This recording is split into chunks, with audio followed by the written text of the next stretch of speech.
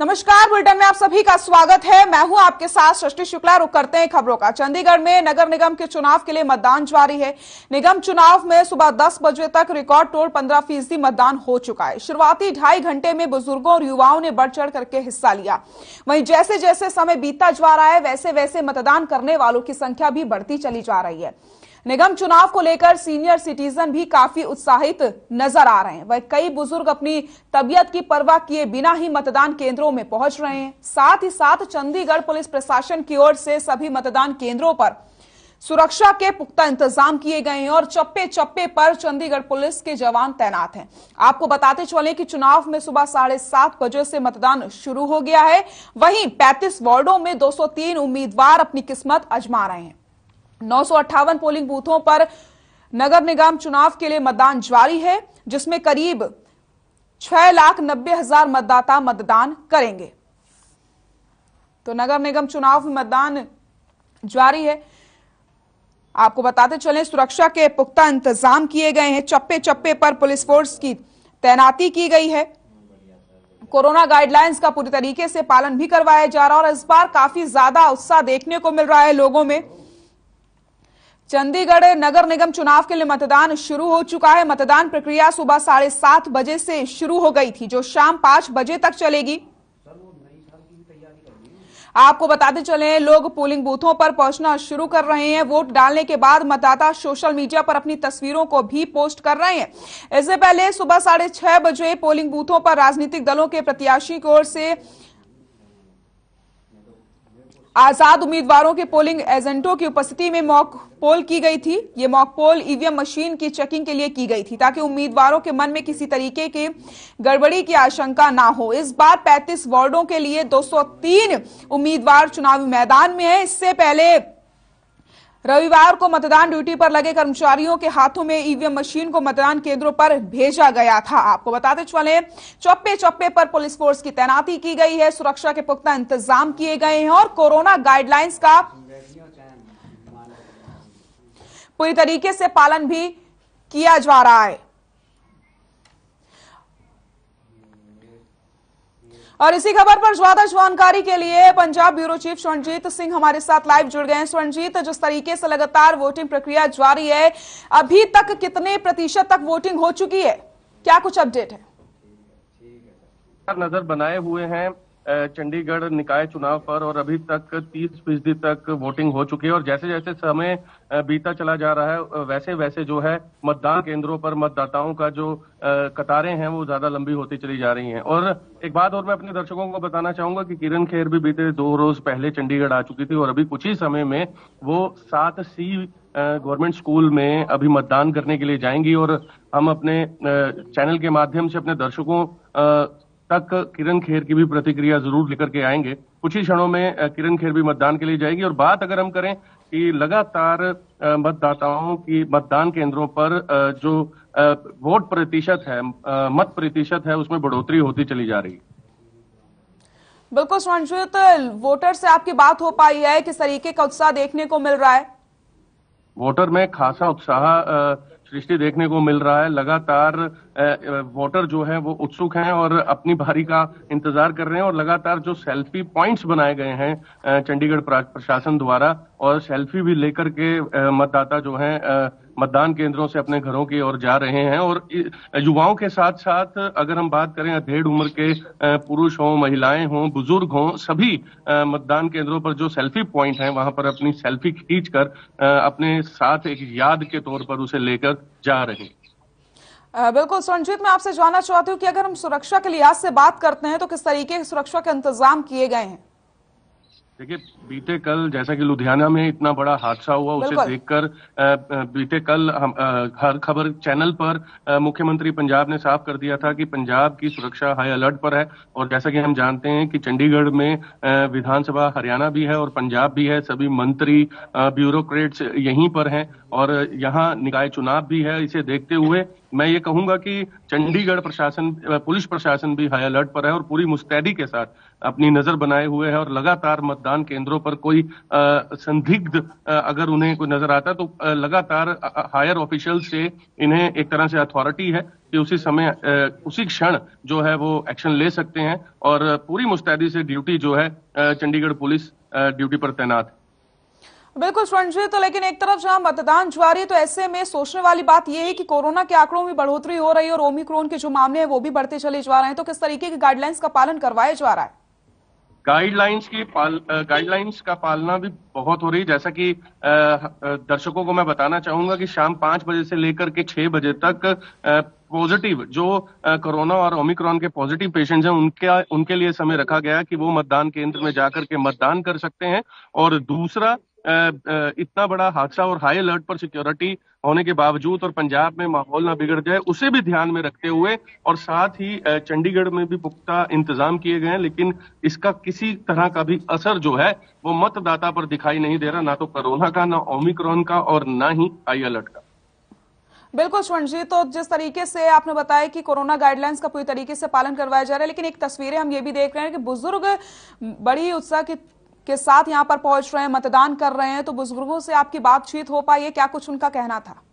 बुजुर्गों से हमारी काफी बुजुर्गों से हमने बात की है, उनसे उनकी प्रतिक्रिया भी ली है और उन्होंने कहा है कि हम एक तरह से प्रेरणा देना चाहते हैं उन युवाओं को जिन्होंने पहली बार मतदान करना है। और एक बुजुर्ग भी चैनल पर आकर के उन्होंने कैमरा के सामने कहा कि मेरी उम्र जो है 64 वर्षीय और मैं सही चल भी नहीं पा रही हूँ क्योंकि उनके घुटनों में प्रॉब्लम थी, लेकिन फिर भी उनके जो परिवारजन थे उन्हें गाड़ी में लेकर के आते हैं और मतदान केंद्र के बिल्कुल बगल में गाड़ी पार्किंग की सुविधा जो है वो चंडीगढ़ प्रशासन ने की हुई है। और उन्होंने साफ तौर पर यह कहा कि हम एक तरह से उन युवाओं को जागृत करना चाहते हैं कि अपने मतदान का, आप मत का सही प्रयोग करें, क्योंकि आप ही का मत जो है वो सही प्रत्याशी को विजयी बनाएगा और सही प्रत्याशी ही चंडीगढ़ का उत्थान करेगा।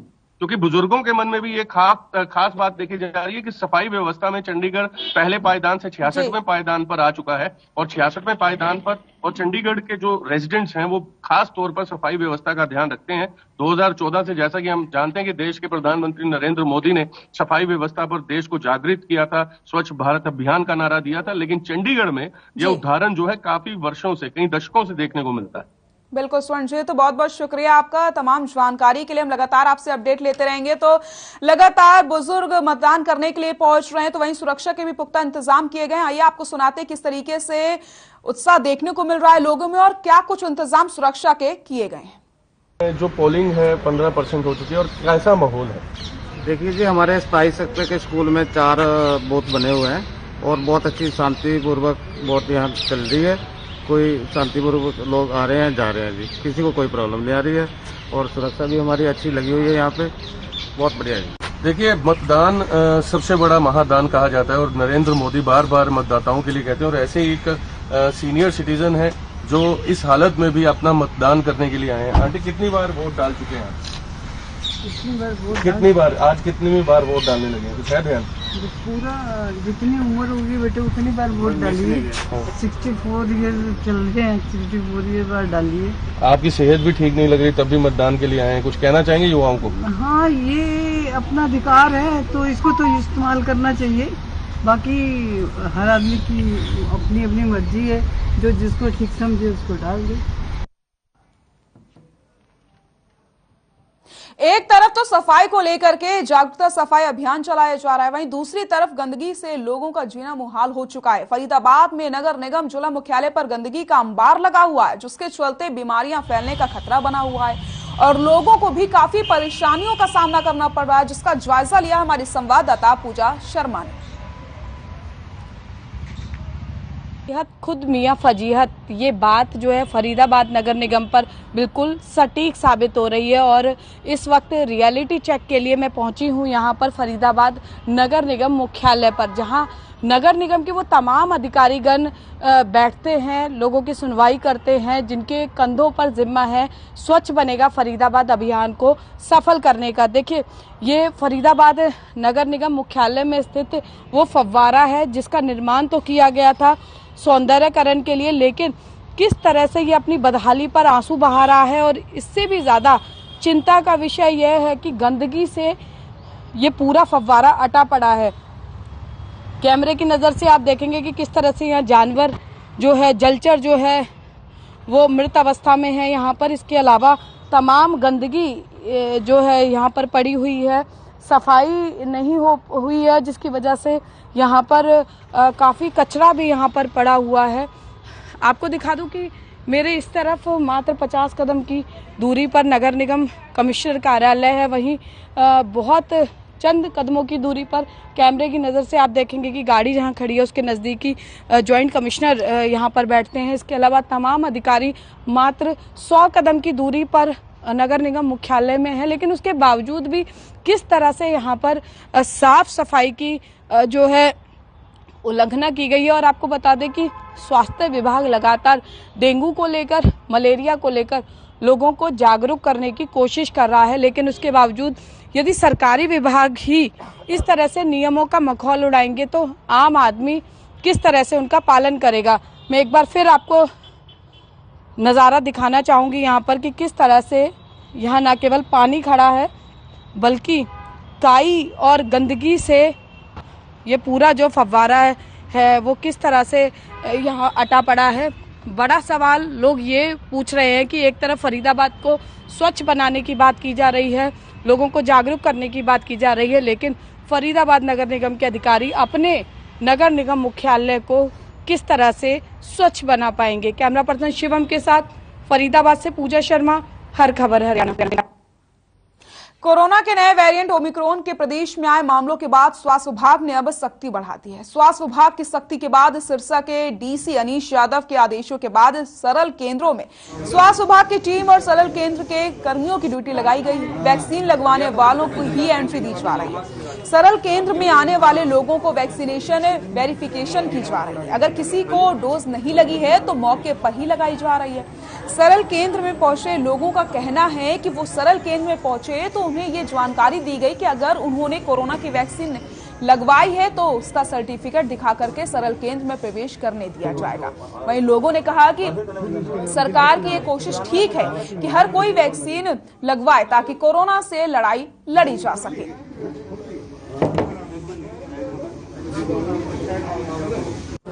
मुझे बताया गया कि आपका कोविड के टेस्ट दोनों सर्टिफिकेट होने चाहिए, दोनों जो डोज लगी हुई हैं उसके बगैर एंट्री नहीं होगी। तो ऑलरेडी मेरी लगी हुई थी पहले ही, तो वो सर्टिफिकेट निकलवा के फिर मेरी एंट्री हुई है यहाँ पे। कैसे देखते हैं आप इस चीज़ को? बहुत अच्छा है, ये बिल्कुल सही कदम है सरकार का और होना भी चाहिए ऐसा।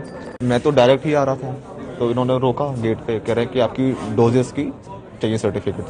तो मैं वापस बाहर गया, अपने ये डोजेस की प्रिंट आउट निकाल के लेके आया हूँ। उसके बाद इन्होंने एंट्री ली है इस चीज़ की, बाकायदा मेरा मोबाइल नंबर भी लिखा है ताकि ये फेक भी हो सकता है 1%, तो इसीलिए मेरा मोबाइल नंबर है। उसके बाद मुझे यहाँ एंट्री मिली है। तो सर ये बहुत अच्छा है, क्योंकि जैसे फोन करते हैं आपकी अनाउंसमेंट भी होती है कि कोई जरूरी काम हो तो ये बाहर निकलिए। यहाँ पे सर लोगों को वैक्सीन लगवाने के लिए लाइन लगी है। किसी की 2 वैक्सीन नहीं लगी, दोनों वैक्सीन लगी, उनके दिशा में एंट्री नहीं है। ये दिशा के आदेश है। तो जिनकी वैक्सीन लगी है उनके किस तरह से प्रोसेस चल रहा है? उनके यहाँ से एंट्री कर लेते हैं, मैं अपने फोन में सर्च कर लेते हैं उनका जो मोबाइल नंबर है, मोबाइल में OTP आता है। उसके बाद उनका जो वैक्सीन लगी है तो एंट्री करके उनको एंट्री अंदर करते हैं।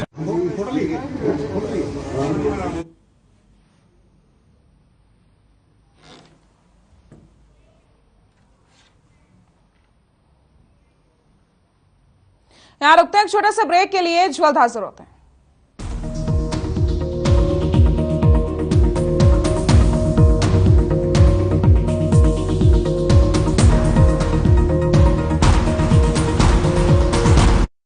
ले आइए उक्काया होम इन्वर्टर बैटरी। इसकी एडवांस ट्यूबुलर टेक्नोलॉजी देती है quick recharge and longer backup. उक्काया नेवर स्टॉप इंडिया। एक्शन टेसा बॉयलो BWP बोर्ड खाते ही हमारे दांत गए टूट, हमारी तो फौजों के प्राण गए छूट। डालो उबलता पानी, कर दो नीस तो नाबूद। Termite proof, border proof, fire retardant, extra tough and for the first time in the world, boiling waterproof. Action Tesa Boilo, सबसे मजबूत। ग्रहों की चाल से करेंगे कदम ताल, जानेंगे क्या है आपके दिन का हाल। हर रोज आपके साथ मैं सुरेश कुमार भोला बताऊंगा क्या है आपका गुड लक। देखिए आपका गुड लक हर रोज सुबह 8:30 पर सिर्फ हर खबर हरियाणा पर।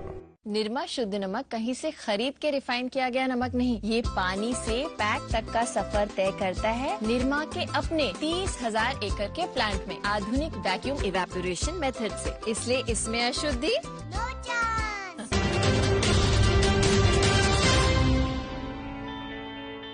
एक बड़ी चीज आती है सर कि ये लगातार एजुकेशन पॉलिसी भी क्योंकि नई बनाई गई कि रोजगार परक होनी चाहिए। हमने लगभग सभी को रोजगार परक बनाने की कोशिश की है।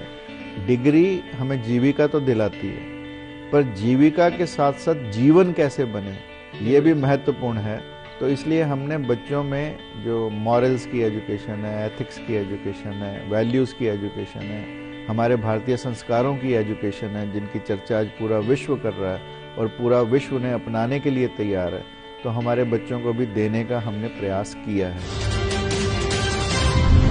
देखिए आपका अवसर हर शनिवार रात 8:30 बजे और रविवार सुबह 10:30 बजे सिर्फ हर खबर हरियाणा पर। पंजाब है जसप्रीत का ठिकाना, मुंबई है आदर्श का आशियाना, केरल का गोविंदन निवासी, कोलकाता में जन्मे है काशी। हर हिंदुस्तानी की शान ARB बियरिंग्स जोड़े सारा हिंदुस्तान।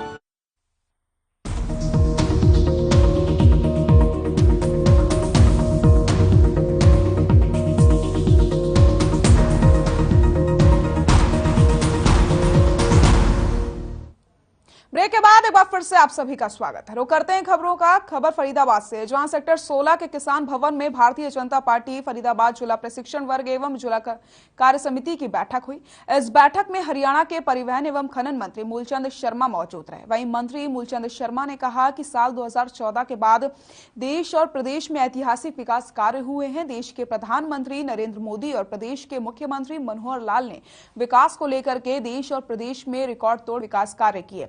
आम नागरिक भय मुक्त हुआ है। बीजेपी सरकार ने आज मेरिट पर नौकरी देने का काम किया। पहले की सरकारों में नौकरियों की बोली लगा करती थी, आज अंतिम पंक्ति में खड़े व्यक्ति को लाभ मिल रहा है। देश को आज भाजपा विकास की तरफ ले जा रही है। देश की सीमाएं सुरक्षित हैं।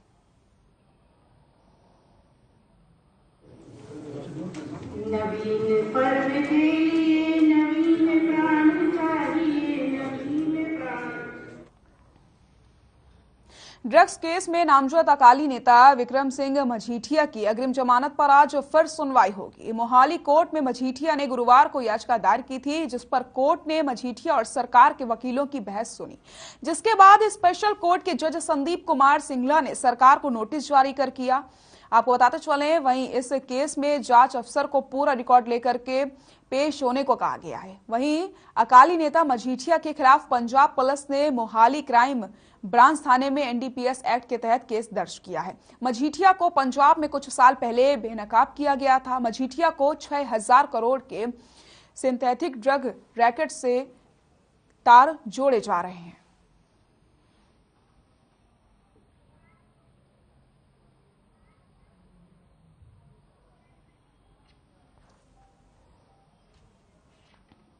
कृषि मंत्री JP दलाल ने लोहारू में सिवानी के वार्ड नंबर 13 में 50 लाख की लागत से बने कम्युनिटी सेंटर का उद्घाटन किया और सुशासन सप्ताह के तहत जागरूकता कार्यक्रम को लेकर के संबोधित किया। स्वामित्व योजना की रजिस्ट्रियां बांटी और इस दौरान JP दलाल ने कहा कि जन समस्याओं को गंभीरता से लेकर के अधिकारी जन सेवक बन करके कार्य कर रहे हैं और सरकार की योजनाओं को सही ढंग से लागू कर रहे हैं, ताकि गरीब और जरूरतमंद लोगों को इनका समय पर लाभ मिल सके।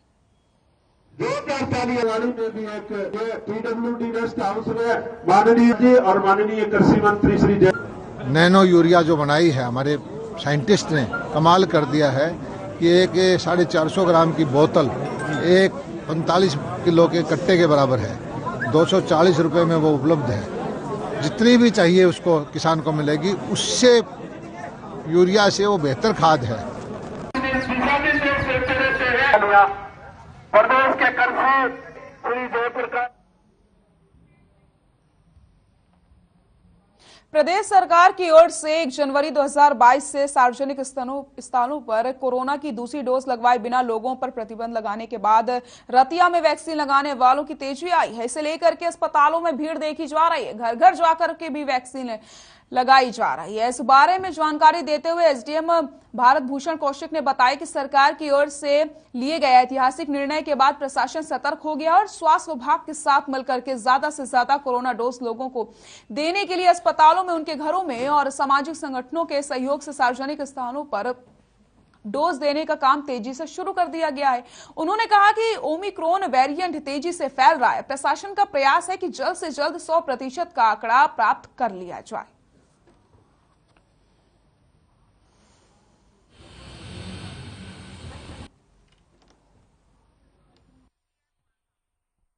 देखिए, हरियाणा सरकार ने कल एक ऐतिहासिक निर्णय लिया है। ये ऐतिहासिक निर्णय इस बाबत है कि यदि किसी ने दोनों डोजेज नहीं लगवाई हैं तो उनको न तो सरकारी कार्यालय में, मॉल्स में, पब्लिक प्लेसेस पे कहीं भी जाने नहीं दिया जाएगा। इसके पीछे जो मुख्य कारण वो यही है कि ओमिक्रॉन है तो वो काफ़ी तेज़ी से फैल रहा है। इसको रोकने के लिए हम सभी सतर्क हैं। मेरा रतिया वासियों से यही निवेदन है कि सबसे पहले तो अपनी फर्स्ट डोज लगवाइए जितने भी हमारे जो सिटीजन्स रहते हैं, क्योंकि अब हमारे जो स्वास्थ्य विभाग की टीम है लोकल लेवल पर और ग्रामीण लेवल पर भी, तो वो घर घर जाकर सभी को टीकाकरण का अभियान जारी रखे हुए है।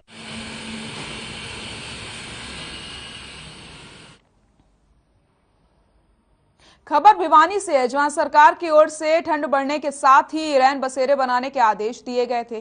कोई भी राहगीर या फिर बिना छत या मजबूर व्यक्ति बाहर ना सोए। लेकिन भिवानी में रैन बसेरे तो बने हैं, लेकिन कुछ लोगों का कहना है कि रैन बसेरे तो मधुशाला बना हुआ है। कुछ लोग जो शराब नहीं पीते वो लोग खुले आसमान के नीचे सोने को मजबूर हैं और लोगों की परेशानी हो रही है। इसी के साथ दलबीर रैन बसेरों के चौकीदार ने बताया कि उन दोनों के विचार नहीं मिलते, जिसकी वजह से वो अलग अलग सो रहे हैं। तो इतना पढ़े लिखा बाहर सोते हैं साहब। मैं इनको कहता हूँ वहाँ साहब रजाई ले लो, बोले इनके पास मेरा मैच नहीं खाता, ये दारू पीते हैं साधु लोग से। मैं आम आदमी यहाँ बोले भाई कहीं रह सकते हैं। मैं बोले भाई इधर आओ, आड़ मर के तो यार समस्या हो जाएगी। कमेटी के बाहर रहने बसेरा बना रखे, बिना रहे और साधन मिला बिना आप सो जब तक मेरे भी देखना होगा। ये बोले हम तो यहाँ सो जाते। यहाँ जी मजबूरी है, इसलिए मैं यहाँ बाहर हूँ। वहाँ टेंट में जाता हूँ तो बाबा लोग शराब पी के पड़े रहते हैं, वहाँ चलते हैं डेरे वगैरह। मैं बाहर नहीं सोता, इसलिए मैं यहाँ हूँ। शराब पीते तो मना नहीं करते आप लोग? वो शराब पीते उनका अलग ठिकाना है, मेरा अलग ठिकाना है जी। तो ये नगर परिषद वाले कुछ कहते नहीं है उनको जो शराब पीते हैं? तो वो लोग ये खुद शराबी है जी, ये कुछ नहीं कहते। नहीं। जुलाना खंड के बुढ़ा खेड़ा लाठर गांव में सामाजिक संस्था सामाजिक सरोकार परिवार की ओर से एक अनोखी पहल की शुरुआत की गई। आपको बता दें कि गांव में पहली कक्षा से पोस्ट ग्रेजुएट तक पढ़ने वाली प्रत्येक बेटी को 100 रुपए प्रतिमाह लाडो सरस्वती अवार्ड शुरू करके आर्थिक सहायता उपलब्ध कराने का निर्णय लिया गया। इस अवार्ड की शुरुआत बुढ़ा खेड़ा लाठर गांव के स्टेडियम में एक कार्यक्रम आयोजित करके की गई, जिसमें गांव के साथ साथ खंड के 38 गांव के लोग भी कार्यक्रम में शामिल हुए और शिक्षा ग्रहण करने वाली बेटियों को आशीर्वाद दिया। शुरुआत में गांव की 802 बेटियों को 100 रुपए प्रतिमाह आर्थिक सहायता देकर के इस योजना की शुरुआत करी गई।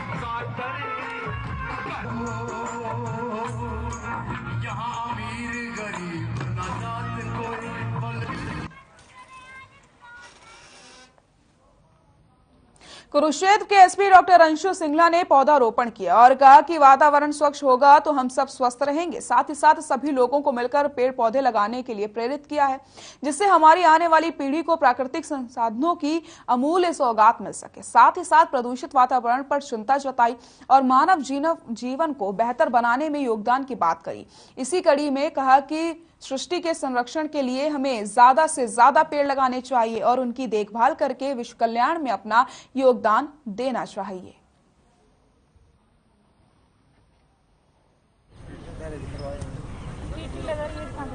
आज पुलिस की वेलफेयर मीटिंग थी, तो वेलफेयर में एक ये पॉइंट भी आता है कि जिस तरह के वातावरण में हम रह रहे हैं वो अच्छा हो, शुद्ध हो और हमारे अंदर ऐसी भावना पैदा हो कि हमने सेवा करनी है, समाज को, इन्वायरमेंट को वापस करना है। तो इसी के रहते करीब 400 पेड़ जो हैं वो पुलिस लाइन में लगाए जाएंगे। तो ये एक इनिशिएटिव है पुलिस का कि जब भी हम भलाई मीटिंग हो तो उसमें हम इन्वायरमेंट की भलाई की भी कोशिश करें और इनका रेगुलरली ध्यान भी रखा जाएगा ताकि पौधे लगे भी और सर्वाइव भी करें। इसी मीटिंग में सभी अधिकारियों को कंग्रेचुलेट भी किया गया, उनकी बहुत अच्छी जो गीता महोत्सव की सबकी मेहनत।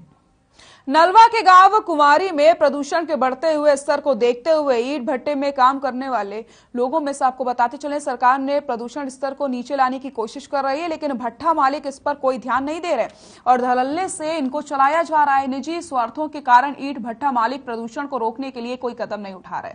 वहीं भट्टे से निकलने वाले काले धुएं आसमान में छा जाता है, जिससे वातावरण प्रदूषित हो जाता है और लगातार प्रदूषण बढ़ता चला जा रहा है।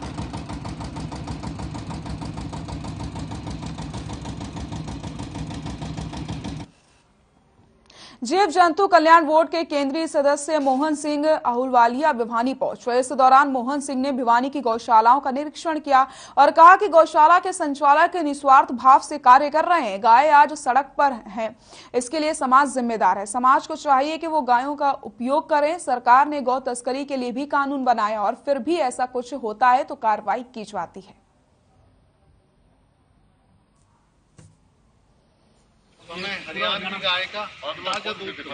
पर है, लेकिन गाय सड़क पर नहीं रही, इसके लिए काम हो रहा है। पर ये समस्या एक दिन में मिट जाएगी ऐसा नहीं है। मैंने बताया नहीं कि इसको जो सीमन बदला गया है, जो नस्ल सुधार पर काम हो रहा है, उस सबसे अगले 10 वर्ष अभी और लगने वाले हैं, तब जा करके पूरी तरह गाय उपयोगी समाज के सामने हो पाएगी। अभी जैसे जैसे युग आर्थिक युग हुआ है, हर चीज पैसे का महत्व हुआ है, तो उसमें गायों का महत्व कम हुआ है।